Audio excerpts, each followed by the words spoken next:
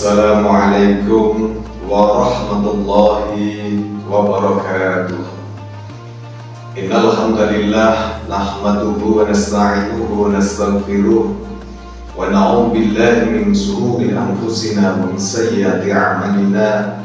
May yahdihillahu fala mudilla lahu wa may yudlil fala hadiya lahu. Asyhadu an la ilaha illallah wahdahu la syarika lahu wa asyhadu anna Muhammadan abduhu wa rasuluhu la nabiyya ba'da.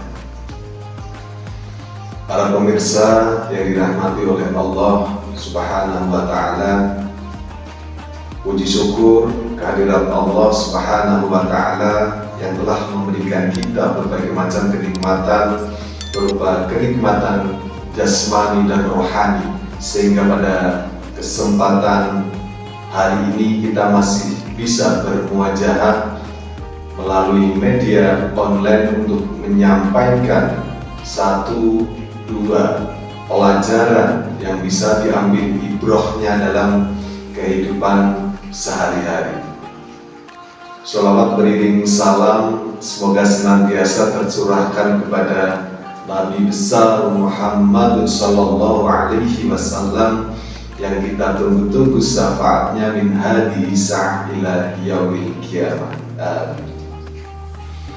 Pada kesempatan yang baik ini, izinkan saya untuk menyampaikan materi berkaitan dengan sakit yang pasti akan diderita oleh semua manusia yang hidup di dunia ini. Sakit tidak mengenal usia, bisa besar, kecil, tua, muda, yang berpangkat ataupun yang biasa, bisa guru, bisa polisi, tentara, semua bisa terkena sakit. Pada kali ini ada kisah yang akan saya bagikan. Yang pertama, ada sahabat Rasulullah pada zaman itu, beliau sakit yang namanya epilepsi. Kemudian beliau menghadap kepada Rasulullah untuk menceritakan sakitnya ini. Sang wanita bercerita, "Wahai Rasulullah, saya ini sakit epilepsi. Kemudian ketika sakit, kemudian kumat, saya itu tidak bisa mengontrol diri saya, sehingga ketika kumat, aurat hamba ini terbuka secara tidak sadar. Mohon wahai Rasulullah, doakan hambamu ini supaya saya ini sembuh." Kemudian Rasulullah menyampaikan kepada wanita ini bahwa sakit yang dia derita itu memiliki dua makna. Yang pertama, sifatnya wajib, dan yang kedua sunnah. Ketika sakit,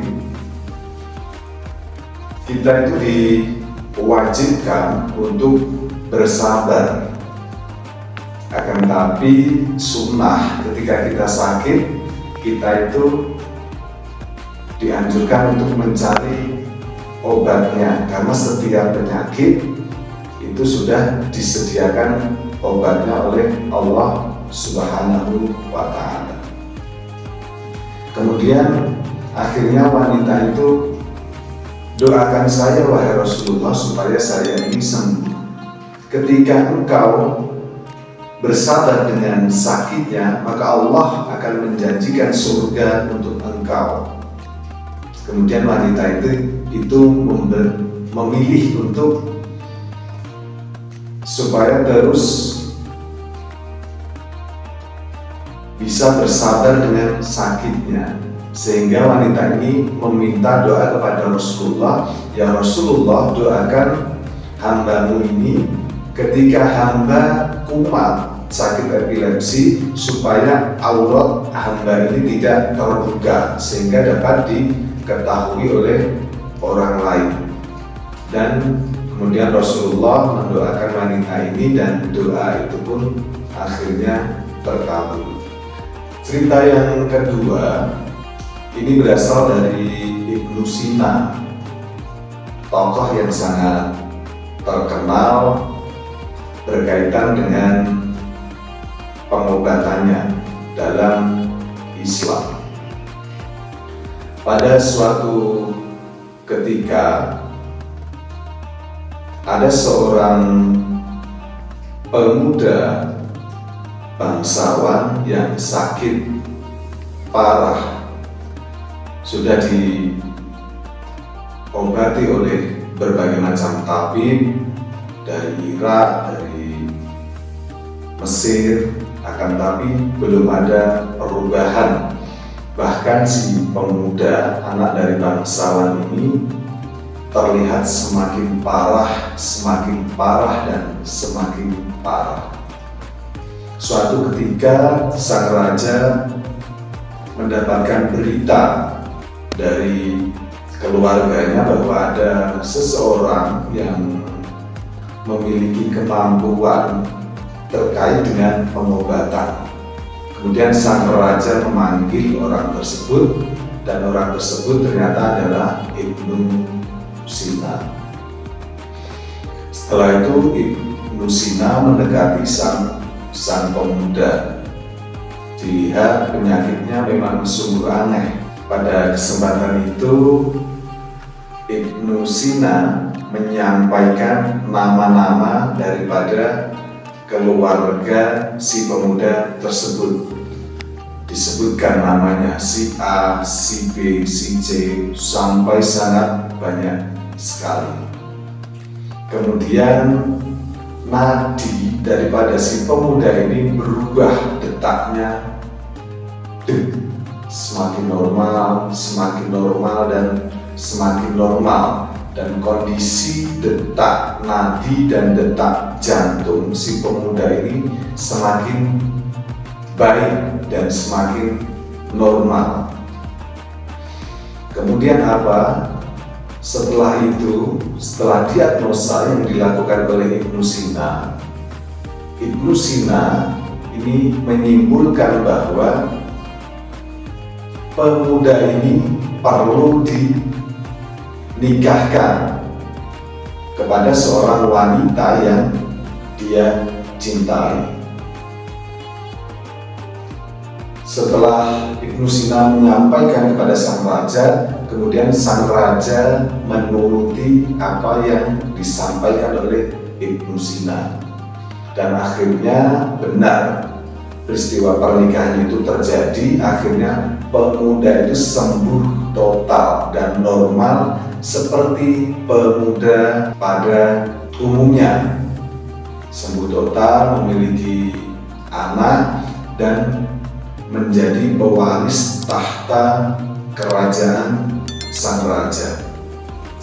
Dalam dunia modern yang demikian ini disebut psikosomatis, yaitu pikiran dan perasaan itu berpengaruh besar dalam kesehatan manusia. Ternyata pada zaman dahulu sudah ditemukan oleh Ibnu Sina, dan sekarang baru dipopulerkan dengan bahasa psikosomatis. Kemudian dari Imam Suyuti, beliau mengisahkan cerita berkaitan dengan seseorang raja itu meminta kepada tabib yang ada di Timur Tengah. Sang raja memanggil seorang tabib yang berasal dari Mesir jauh sana.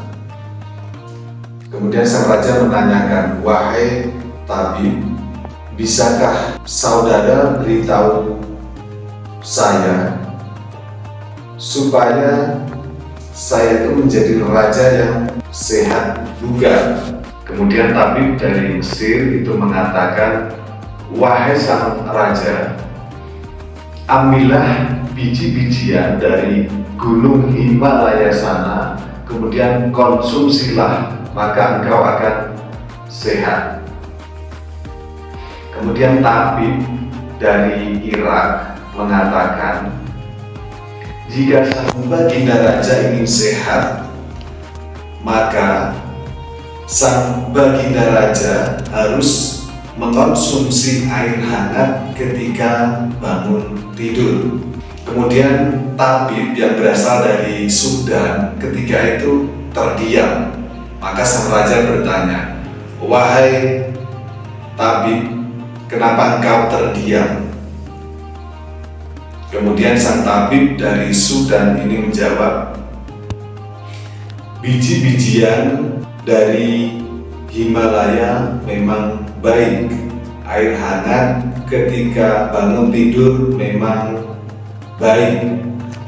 Tetapi semua itu ada efek sampingnya. Menurut hamba yang terbaik adalah ada kata-kata mutiara yang disandarkan kepada Rasulullah, dikatakan bahwa eat when hungry and stop before you are full. Dari ketiga kisah tadi bisa kita ambil pelajaran ataupun ibrah dalam kehidupan kita sehari-hari. Yang pertama, kewajiban ketika kita sakit adalah senantiasa bersabar, dan sunnah ketika kita sakit adalah kita berusaha untuk mencari obat dan mendapatkan kesembuhan. Kemudian yang kedua, ketika kita sakit jangan putus asa, karena penyakit itu diturunkan oleh Allah dan Allah sudah menyiapkan obatnya. Yang ketiga, setiap penyakit yang dihadapi manusia, sakit yang sama belum tentu bisa disembuhkan dengan cara, dengan obat yang sama. Itu bisa berbeda-beda. Mungkin itu yang bisa saya sampaikan, banyak kurangnya mohon maaf. Akhirul kalam, assalamualaikum warahmatullahi wabarakatuh.